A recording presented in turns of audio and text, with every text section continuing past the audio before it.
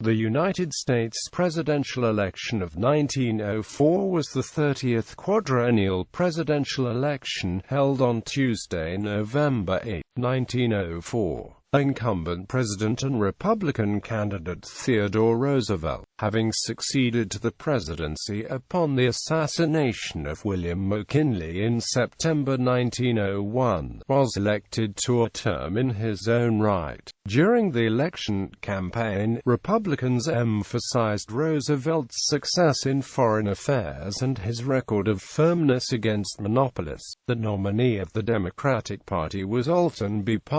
Chief Judge of the New York Court of Appeals. As there was little difference between the candidates' positions, the race was largely based on the personalities. The Democrats argued the Roosevelt presidency was arbitrary and erratic. Roosevelt easily defeated Parker, sweeping every region in the nation except the South. In doing so, he became the first incumbent president to win election to a term in his own right after having ascended to the presidency upon the death of his predecessor. Since then, Presidents Coolidge, Truman, and Johnson have done so as well. Nominations.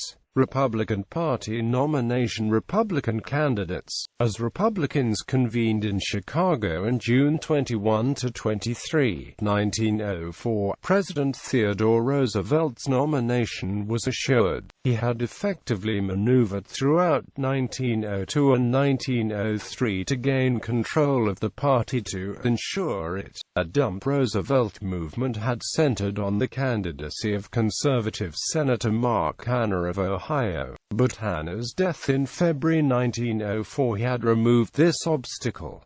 Roosevelt's nomination speech was delivered by former Governor Frank S. Black of New York and seconded by Senator Albert J. Beveridge of Indiana. Roosevelt was nominated unanimously on the first ballot with 994 votes. Since conservatives in the Republican Party denounced Theodore Roosevelt as a radical, they were allowed to choose the vice presidential candidate. Senator Charles W. Fairbanks of Indiana was the obvious choice, since conservatives thought highly of him, yet he managed not to offend the party's more progressive elements.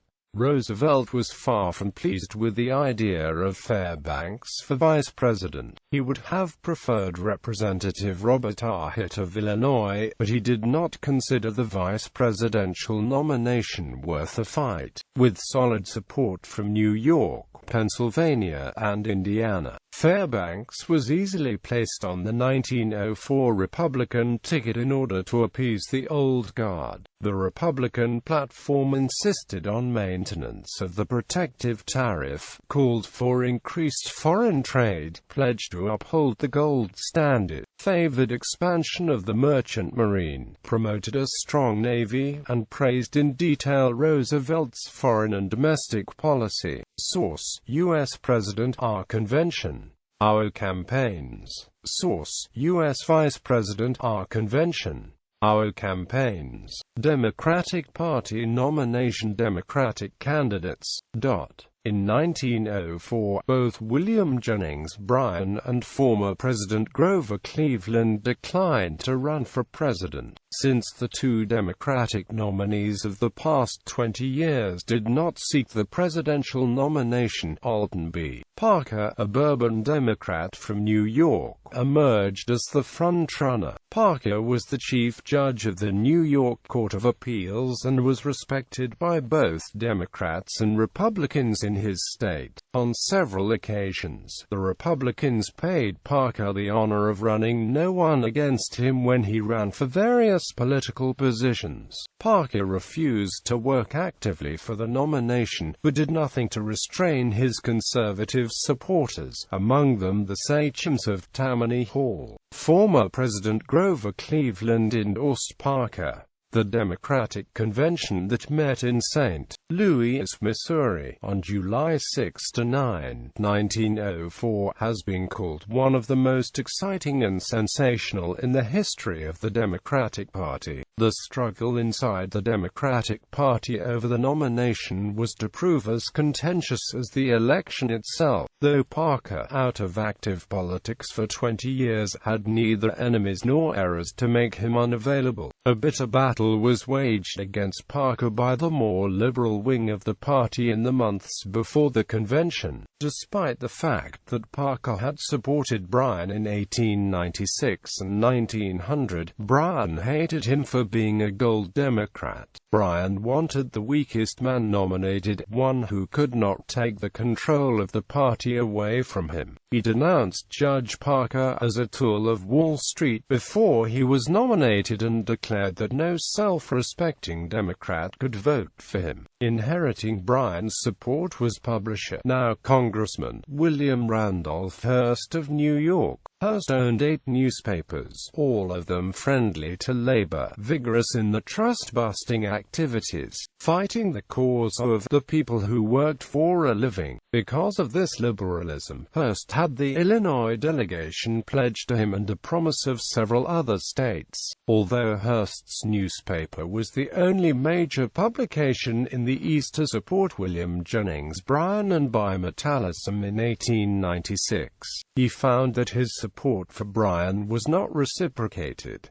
Instead, Bryan seconded the nomination of Francis Cockrell. The prospect of having Hearst for a candidate frightened conservative Democrats so much that they renewed their efforts to get Parker nominated on the first ballot. Parker received 658 votes on the first roll call, 9 short of the necessary 2/3. Before the result could be announced, 21 more votes were transferred to Parker. As a result, Parker handily won the nomination on the first ballot with 679 votes to 181 for Hearst and the rest scattered. After Parker's nomination, Bryan charged that it had been dictated by the trusts and secured by crooked and indefensible methods. Bryan also said that Labor had been betrayed in the convention and could look for nothing from the Democratic Party. Indeed, Parker was one of the judges on the New York Court of Appeals who declared the 8-hour law unconstitutional. Before a vice president could be nominated, Parker sprang into action when he learned that the Democratic platform pointedly omitted reference to the monetary issue. To make his position clear, Parker, after his nomination, informed the convention by letter that he supported the gold standard. The letter read, "I regard the gold standard as firmly and irrevocably established and shall act accordingly if the action of the convention today shall be ratified by the people. As the platform is silent on the subject, my view should be made known to the convention, and if it is proved to be unsatisfactory to the majority, I request you to decline the nomination for me at once, so that another may be nominated before adjournment." It was the first time a candidate had made such a move. It was an act of daring that might have lost him the nomination and make him an outcast from the party he had served and believed in all his life. Former Senator Henry G. Davis of West Virginia was nominated for vice president at 80. He was the oldest major party candidate ever nominated for national office.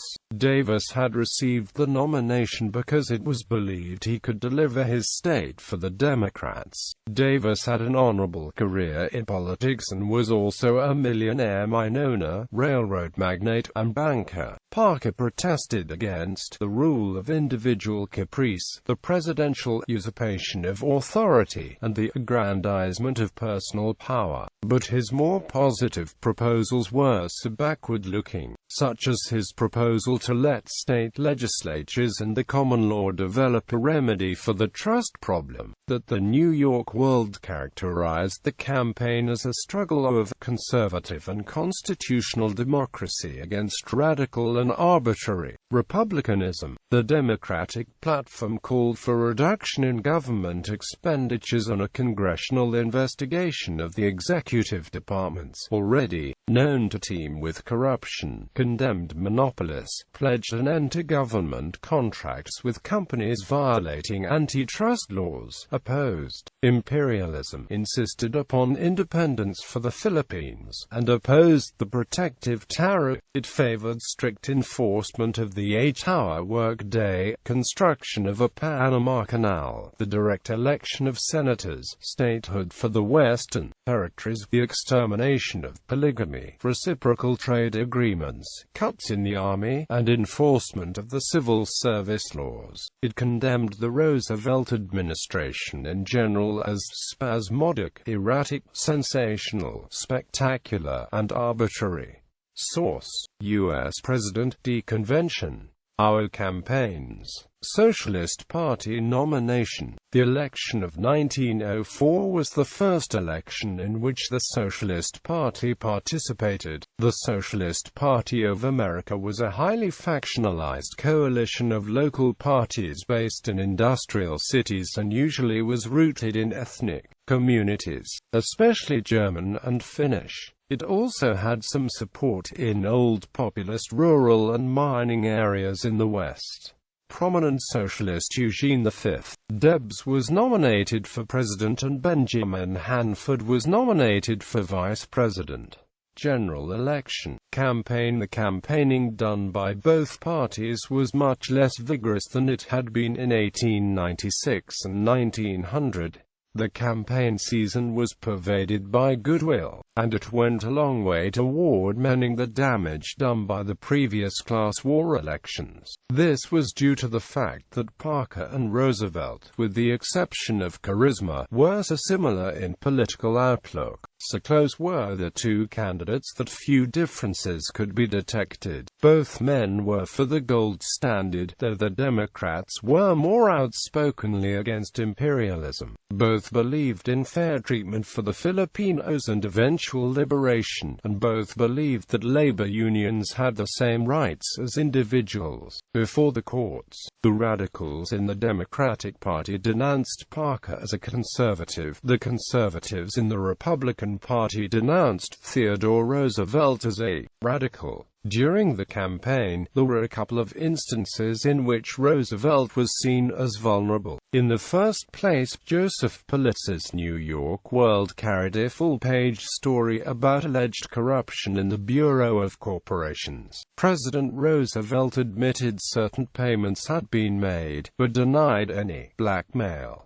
Secondly, in appointing George B. Cortelyou as his campaign manager, Roosevelt had purposely used his former Secretary of Commerce and Labor. This was of importance because Cortelyou, knowing the secrets of the corporations, could extract large contributions from them. The charge created quite a stir and in later years was proven to be sound. In 1907, it was disclosed that the insurance companies had contributed rather too heavily to the Roosevelt campaign. Only a week before the election, Roosevelt himself called D.H.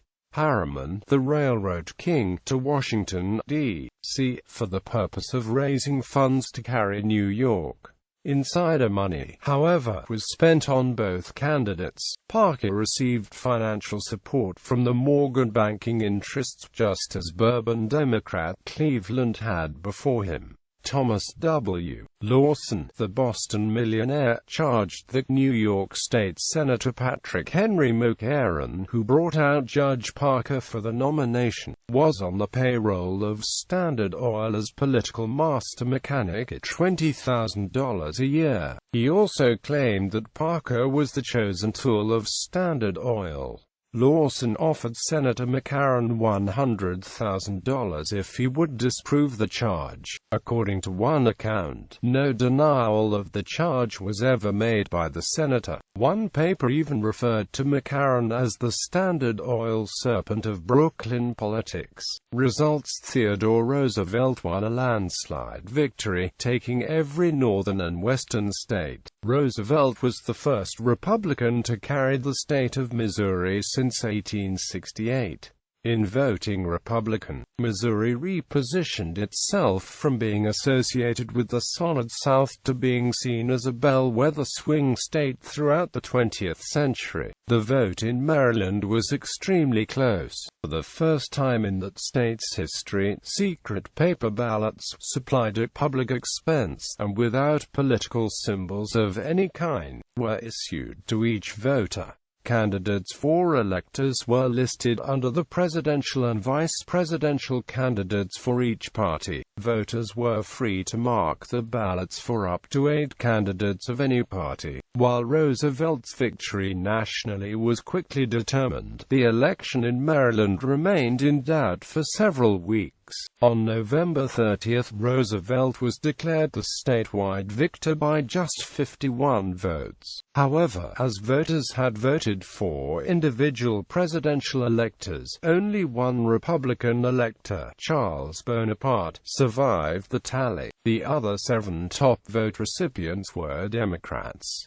Roosevelt won the election by more than 2.5 million popular votes. No earlier president had won by so large a margin. Roosevelt won 56.4% of the popular vote. This percentage, along with his popular vote margin of 18.8%, was the largest recorded between James Monroe's uncontested re-election in 1820 and the election of Warren G. Harding in 1920. Of the 2,754 counties making returns, Roosevelt carried 1,611 and won a majority of votes in 1,538. He and Parker were tied in one county. Thomas Watson, the populist candidate, received 117,183 votes and won 9 counties in his home state of Georgia. Watson had a majority in 5 of those counties. His vote total was double the populists' showing in 1900, but less than 1/8 of the party's 1892 total. Parker carried 1,133 counties and won a majority in 1,057.